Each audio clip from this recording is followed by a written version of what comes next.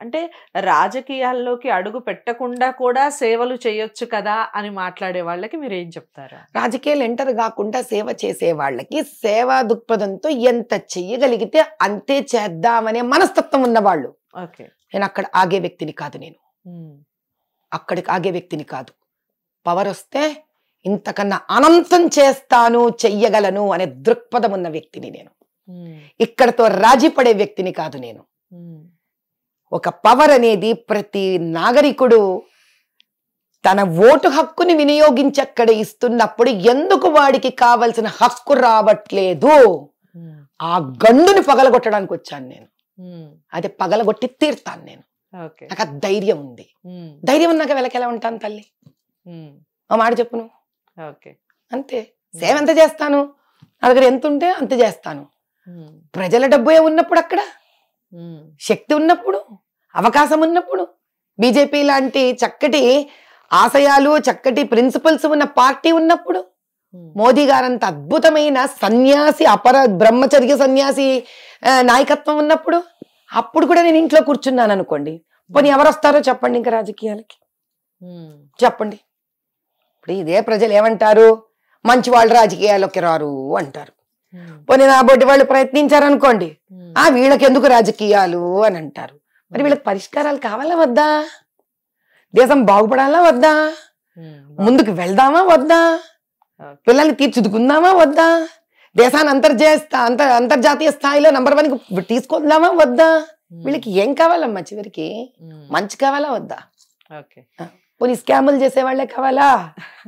వాళ్ళు స్కాములు చేశాక మాట్లాడుకుందామా? ఒక కప్పు టీ దాక్కుంటూ, టీవీ చూసుకుంటూ, చర్చించుకొని, భోంచేసుకొని పడుకుందామా? ఏం కావాలమ్మా? పిల్లలకి తెలియదమ్మా. మాధవి లత గారు కేవలం పట్టు చీరలే కడతారు, చెప్పేవన్నీ ఆధ్యాత్మికమైనటువంటి విషయాలు. ఆవిడ కూడా నార వస్త్రాలు ధరించవచ్చు కదా, ఆధ్యాత్మికమైనటువంటి చింతన ఇంకాస్త ఎక్కువగా కనపడుతుంది కదా చూసే వాళ్ళకి అనే కామెంట్ పెట్టిన వాళ్ళకి మీరు ఏం చెప్తారు? వాళ్ళు చూసే నన్ను ఆధ్యాత్మిక కింద అర్థం చేసుకోగలిగితే, వాళ్ళ ఆధ్యాత్మిక అనే పదానికి తారస్థాయిని ఇంకా తెలుసుకోలేదు తల్లి. జీవితంలో స్థాయికి రమ్మని చెప్పండి వాళ్ళు. ఏమ్మా, నేను పట్టు చీర కట్టుకొని రోడ్డు మీద ఉన్న చిన్న పిల్లలతో పక్కన కూర్చొని పట్టు చీరని కూడా లెక్క చేయకుండా వాళ్ళతో భోజనం చేయడం కనిపించని ఆ మహానుభావుల మనసుకి నాకు శతకోటి వందనాలు.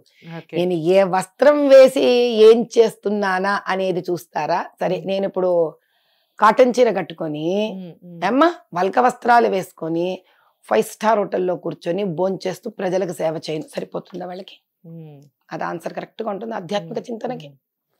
నేను గుళ్ళు గోపురాలు తిరిగేటప్పుడు నేను వస్త్రం ఏదైతే ఉందో పట్టు వస్త్రం వేసుకొని వెళ్ళిపోతూ ఉంటాను. ఈ రోజు ఇలా వచ్చినప్పుడు ఈ చీర కట్టుకున్నాను.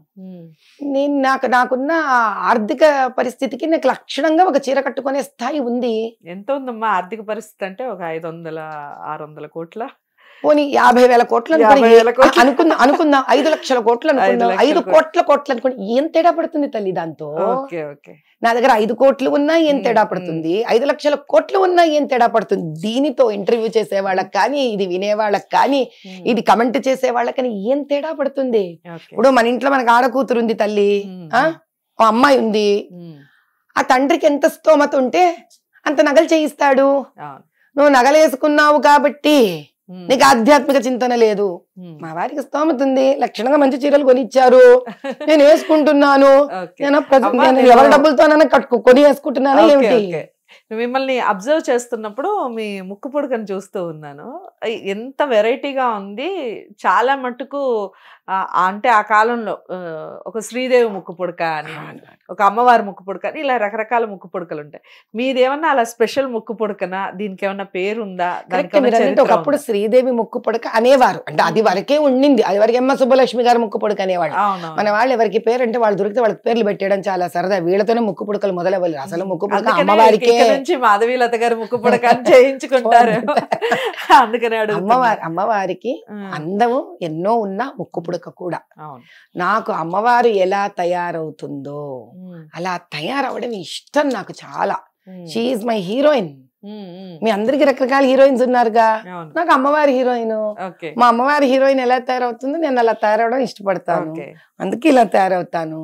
మా అమ్మవారి లాగా నేను కాటన్ చీరలు కడతాను. ఇప్పుడు నేను కాటన్ చీర కట్టి బయటికి వెళ్ళాను అనుకోండి, నన్ను చూసే వాళ్ళకి స్ఫూర్తి రాదు పాపం. అవును. ఇప్పుడు వెళ్తాను అంటే ఈవిడ ఇలా ఉంది, ఈవిడ మాకు ఏం చేస్తుంది ఇలా ఉంటుంది.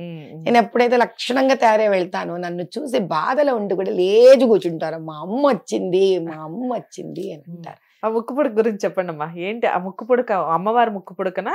దానికి ఏమన్నా పేరుందా? ఇది మనకి ఎన్నో ఏండ్లగా ఈ సాంప్రదాయం ఉంది. గజ్జలు కింద రవ్వలు అంటాము. ముందు ఒకటి పెట్టుకొని ఆ కింద రవ్వలు పెట్టుకునే సాంప్రదాయము చాలా ఇండ్లల్లో ఉంది. ఏంటంటే పోయింది. ఇప్పుడు ఏంటంటే ఏదన్నా కనిపించినట్టు పెట్టుకోవడం సాంప్రదాయం కదా. నావన్నీ ఇలా భారీగా కనిపిస్తుంది, బొట్టింత కనిపిస్తుంటుంది, పసుపు తోడ లావుగా కనిపిస్తూ ఉంటుంది, నల్లపూసలు ఇలా బండ నల్లపూసల్లా కనిపిస్తూ ఉంటాయి, ముక్కు పుడక పెద్దగా కనిపిస్తుంది, పూలు ఇన్ని కనిపిస్తాయి, అన్ని బండగా ఉంటాయి నావన్నీ. కాబట్టి చాలా చక్కగా ఉన్నారు. నా మెట్టలు కూడా చూడండి ఎంత లావు మెట్టలు ఉంటాయో, నా మెట్టలు, నా గజ్జలు కూడా ఇంత పెద్ద గజ్జలు ఉంటాయి. కాబట్టి ఏదైనా ఒక భారీగా అమ్మవారిలాగా అలా సంతోషంగా హాయిగా తయారవ్వడం నాకు ఇష్టం. ఎందుకంటే ఆవిడ నా ఆదర్శప్రాయం. మంగళగౌరి పార్వతీదేవి నా ఆదర్శప్రాయం. నాకు ఆవిడని చూస్తాను, ఆవిడ మనస్తత్వం, ఆవిడ జీవన విధానం, ఆవిడ ఎలా శక్తి స్వరూపిణి అవుతుంది దుష్ట శిక్షణ శిష్ట రక్షణకి, అవన్నీ నేను చూసుకుంటాను ఆవిడలో నుంచి.